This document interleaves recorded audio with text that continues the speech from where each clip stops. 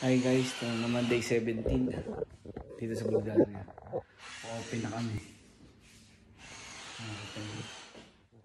Pakasip na lahat yan. Item na lang ang kailangan. Set up na.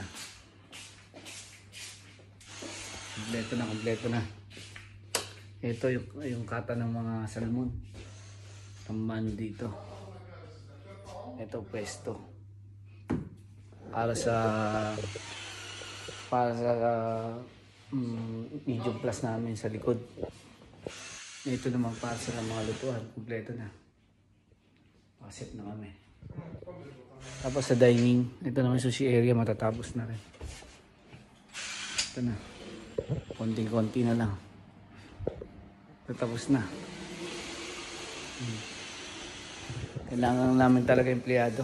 Kailangan namin Pilipino sa Bulgaria. Matatapos na kami. Konting-konti na lang. Tapos sa labas, ang laki.